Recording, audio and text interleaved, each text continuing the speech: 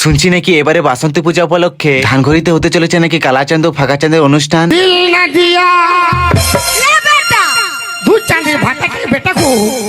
হ্যাঁ হ্যাঁ, একদম ঠিকই শুনেছো। এবং এসে তার কি কি অনুষ্ঠান রয়েছে ধানঘড়িতে সেটা দেখার জন্য ভিডিওটা অবশ্যই লাস্ট পর্যন্ত দেখতে থাকো। হে গাইস, আমি অমল। তো প্রথমে আমরা ভীমপুর থেকে সাইকেল চালিয়ে চলে আসি ধানঘড়িতে। আর এখানে এসে দেখি মন্দিরের কাছে প্যান্ডেলটা বানানো একদমই হয়ে গেছে। আর যেখানে অনুষ্ঠানটা হবে সেখানে স্টেজ বানানো এখনো চলছে। আশা করছি আজকের মধ্যে স্টেজ বানানো হয়ে যাবে। আর এই বাসন্তী পূজাটা হতে চলেছে 24শে মার্চ থেকে 29শে মার্চ পর্যন্ত। আর এখানে অনুষ্ঠান বলতে 25শে মার্চ রাত্রি 8টার সময় হতে চলেছে পুতুল নাচ। আর 27 তারিখ হতে চলেছে রাত্রি 9টার সময় মিস মনীষার ডান্স গ্রুপ। আর 28 তারিখ হতে চলেছে কালাচাঁদ ও ফাঁকা চাঁদের প্রোগ্রাম।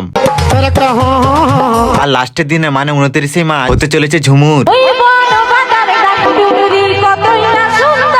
আর এই পোস্টারটা দেখে বুঝতে পারছো আর কি কি হবে। আমি তো আসছি এই ধানঘড়ির বাসন্তী পূজায় প্রোগ্রাম দেখতে। তোমরা কে কে এই বাসন্তী পূজায় ধানঘড়ি আসছো অবশ্যই আমাকে কমেন্টে বলে যাবে।